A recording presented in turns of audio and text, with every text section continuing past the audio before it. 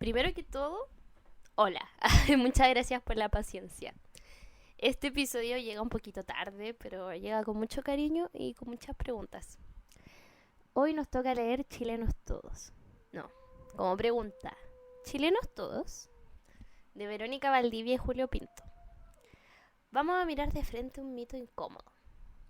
¿Es real la estabilidad, el orden en nuestra historia republicana? Quédense. Vamos a cruzar historia, memoria, sala de clases, pasado, presente, futuro. Y como siempre, con espíritu freireano. Sin sermones ni cátedras. Con mucha pregunta, pedagogía de la pregunta, para que no remezca, para que ustedes también puedan dialogar conmigo. Anuncio. Este podcast será realista. No es que esté en el bando realista apoyando la monarquía, sino que les quiero contar que yo pienso que haré uno al mes.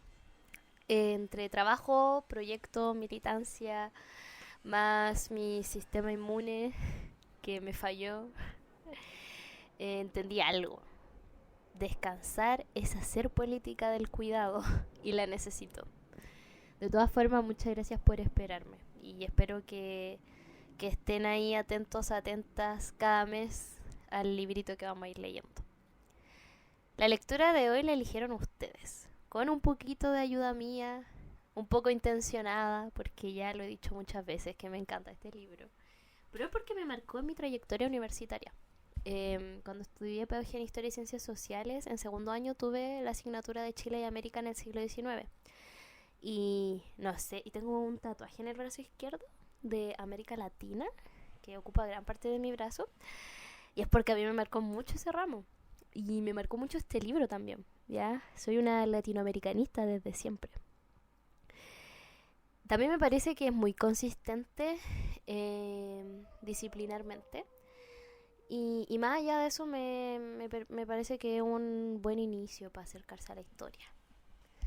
También me parece muy pertinente leerlo con las fiestas patrias ahí fresquitas, no para amargarse, sino para mirar lo que celebramos y lo que estamos callando.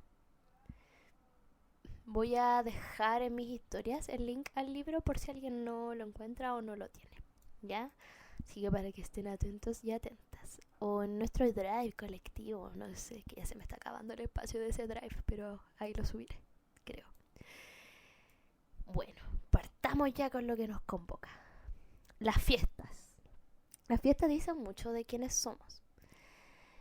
Este año pasó algo muy extraño de la transición a conmemorar el 11 de septiembre a las fiestas patrias, a flamear la bandera, a bailar cueca y a transmitir el discurso de la patria, del orden, patria, familia, monogamia y todas esas cosas que a usted les gusta compartir en los memes.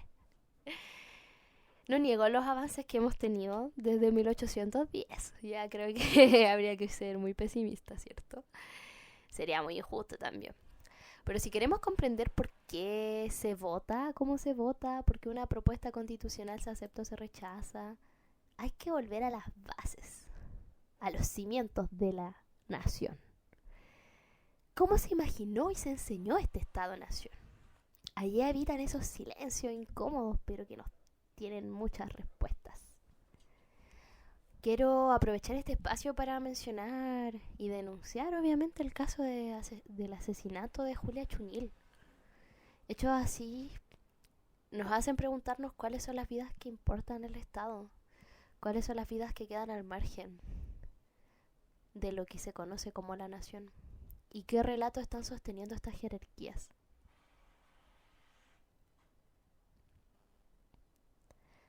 Cuando piensan en los chilenos, ¿qué imágenes llegan primero a su mente? ¿Y cuáles no llegan? Si yo les pregunto cómo es un chileno o una chilena, ¿cómo lo dibujarían? ¿Qué características le añadirían? Si le preguntamos a ChatGPT, ¿qué nos diría? Ese inventario que ustedes tienen ya es una foto del relato dominante y de los efectos de la escolarización en este país. O quizás en otro país, porque acá nos escuchan desde América Latina. El libro que nos toca revisar hoy día apareció cerca del Bicentenario. ¿Se acuerdan del 2010? No solo por el terremoto, sino que también por esta conmemoración. Muchas series, documentales, reportajes y hasta la votación de los grandes chilenos. Mucha identidad patriótica, con muchas luces, pero también sombras. 100 años antes, en el centenario, Luis Emilio Recabarren ya denunciaba la operación oligárquica de la celebración de esta fiesta en medio de la cuestión social y de masacres obreras. 200 años después, con la dictadura aún reciente, sin justicia, verdad ni reparación, persistían las desigualdades profundas de nuestro país. En ese contexto, Valdivia y Pinto hacen una pregunta que es incómoda. ¿De quién fue y es la nación? Me gusta mucho que el título sea una pregunta. Nos obliga a posicionarnos, no a copiar la respuesta, ni a caer en cualquier tesis. Más allá de quedarnos solo con datos anecdóticos de batallas, personajes, este libro también modela un gesto dentro del aula, de sospechar del sentido común, cruzar las fuentes, contrastar relatos, escuchar los silencios. Es una actitud que podemos aprender y también se enseña. Sigo enfermita, perdón. A muchas y muchos nos enseñaron que Chile fue una excepción ordenada. ¿Qué hay detrás de eso? Entre 1810 y 1840 hubo guerras civiles, proyectos constitucionales y una república que se impuso con exclusiones. La unidad es en buena medida un relato retroactivo. Y pucha que están buenos para hablar de unidad últimamente, sobre todo en las candidaturas presidenciales. ¿Por qué? ¿Por qué? Bueno, quizá Verónica Valdivia y Julio Pinto nos den respuestas. El periodo 1823 a 1830 solía llamarse, con mucha frecuencia, como anarquía. Estos conceptos, estas categorías, no son inocentes. Si exagero el caos de ayer, puedo legitimar el orden de hoy. Así se fabrica el mito. El desorden previo justificaría un orden que, históricamente, fue también represión y silenciamiento del bajo pueblo. ¿Les recuerda a otros periodos de la historia de nuestro país? Traigo esto al presente. No quiero revivir muertos, pero lo diré. Cuando oigo Chile es un oasis, o somos el país más estable de América Latina, me pregunto, ¿de quién es el oasis? ¿Quién está en ese oasis? ¿Quiénes pueden decirlo y quiénes no? ¿Qué desigualdades quedan fuera de la imagen que nos venden del jaguar de Latinoamérica? La nación se hace, se construye. Las élites usaron la prensa, catecismos, rituales patrios, ceremonias cívicas y el calendario de héroes. También la experiencia militar. Independencia, guerra contra la Confederación, disciplina castrense como pedagogía de la obediencia. Pero el pueblo al que interpelaban era muy abstracto. Ya no nos confundamos, era un varón propietario letrado. Mientras tanto, el bajo pueblo tenía sus repertorios de acción propios que tomaban bastante distancia con este ideal. Tenían sus fiestas religiosas, sociabilidades de barrio y campo, economías de subsistencia, devociones y solidaridades que no cabían en el molde del ciudadano ideal. No era simplemente una tabla de raza que ahora podíamos llenar con estas nuevas ideas de la ilustración. Ese sector, ese mundo popular, tenía identidad. La alfabetización era bajísima. Los periódicos solo circulaban y hablaban entre las élites. Donde sí hubo eco fue cuando los rituales cívicos se ataron a prácticas ya arraigadas.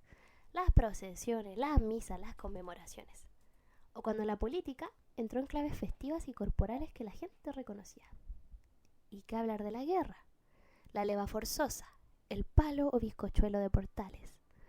El botín como incentivo, aunque sea incómodo decirlo, pero solo así el reclutamiento conectó más con los repertorios populares, mucho más que un discurso de patria que no hablaba ni los interpelaba.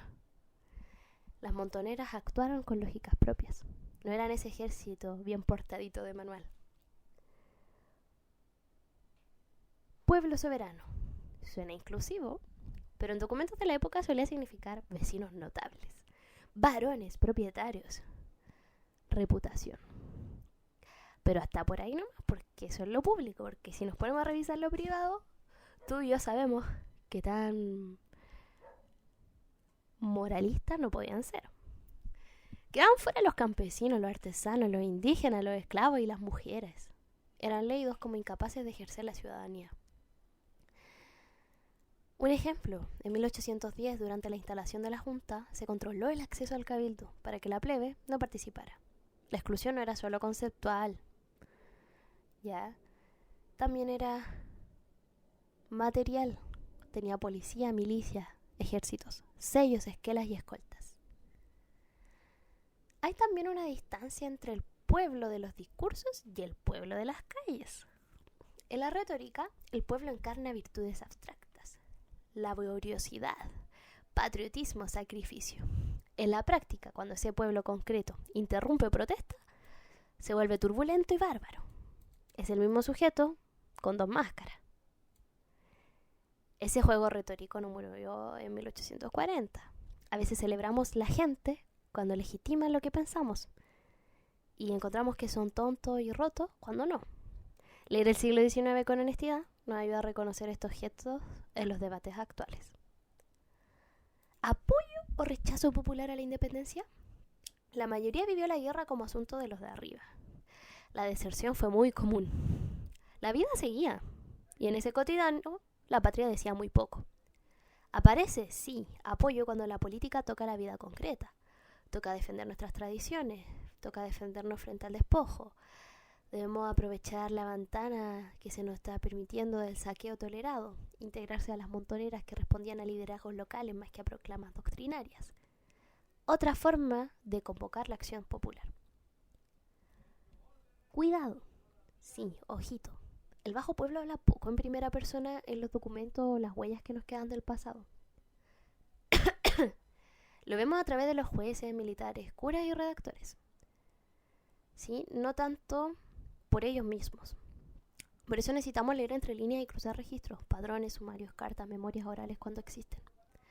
¿Sí? Porque a veces tenemos esa imagen de rebeldía, desobediencia del bajo pueblo en el siglo XIX, porque solo tenemos lo que los otros narraban del bajo pueblo. No quiero decir que el bajo pueblo no era rebelde y desobediente. No, lo que trato de decir es que nos queda todavía aún más de reconstruir el cotidiano y otras formas de accionar del bajo pueblo. Y a propósito de eso, te doy algunas orientaciones para leer las fuentes sin caer en la idea del relato único. Lo primero, siempre hay que sospechar del narrador. ¿Quién escribe? ¿Para quién? ¿Qué intereses tiene? Luego, rastrear los adjetivos.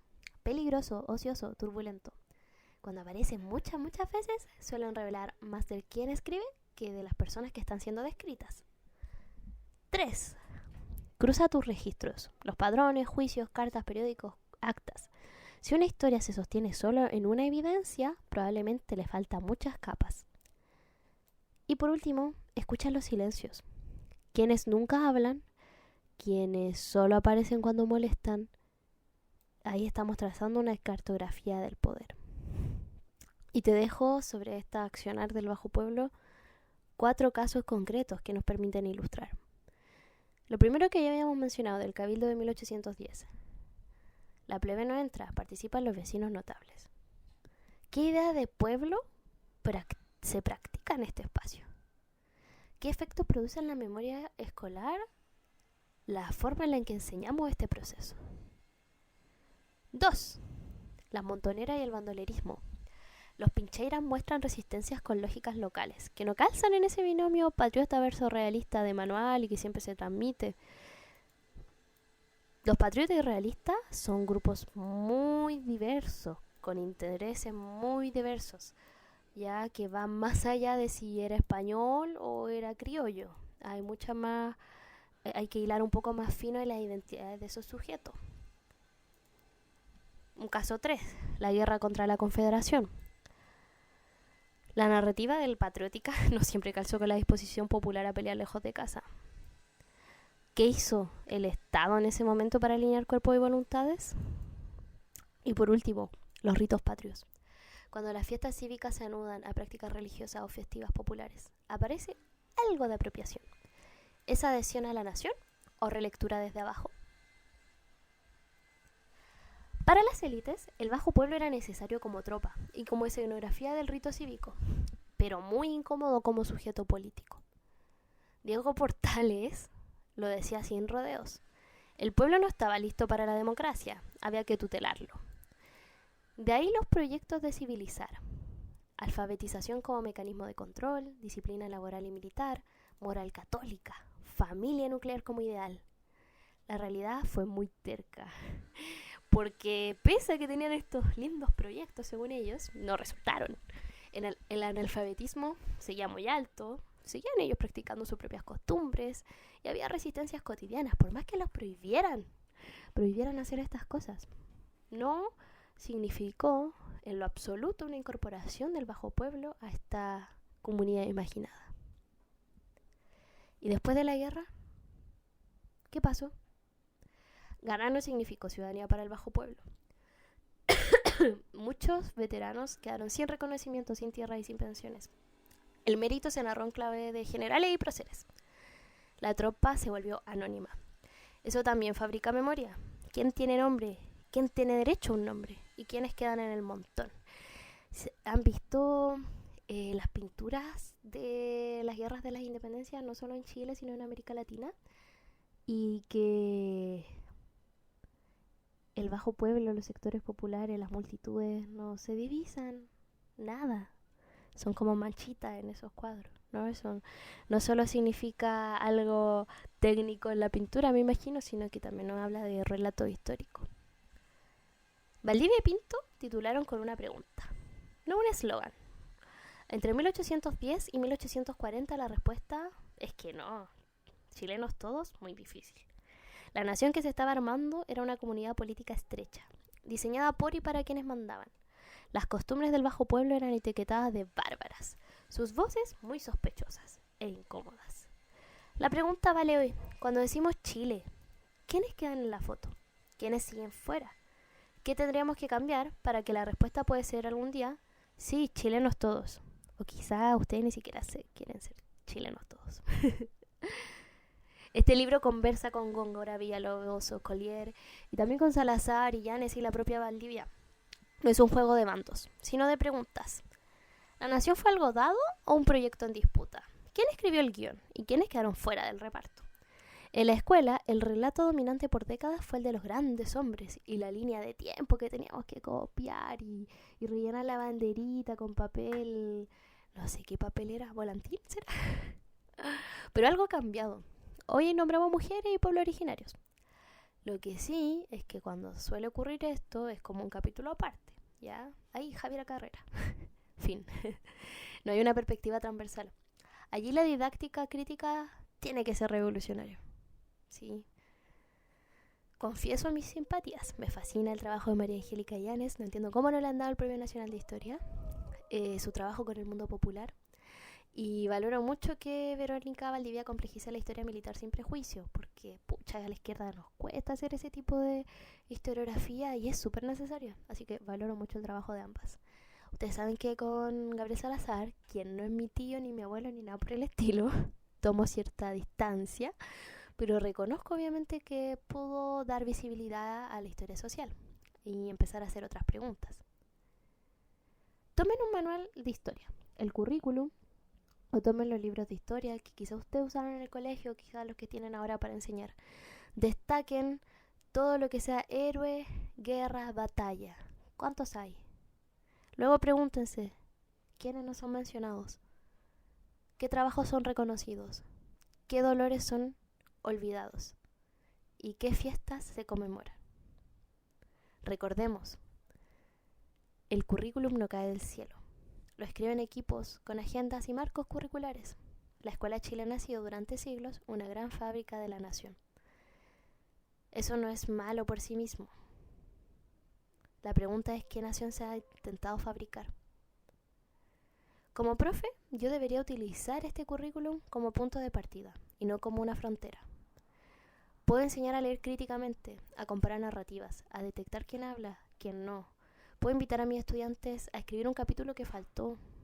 Quizás su familia, sus antepasados, su barrio, su lengua, su propio territorio. Ya, en muy poquito se nos vienen votaciones. Y hoy votamos, ya, no estamos como en 1830. Pero votamos en una democracia liberal donde los mismos apellidos son los que gobiernan. En ese sentido, el voto sin organización es una herramienta para la perpetuación del mismo orden. Y no estoy diciendo que no vayan a votar, porque además ahora quieren poner multa y todas esas cosas. Digo que hay que organizarse. La política no termina de caber en una urna.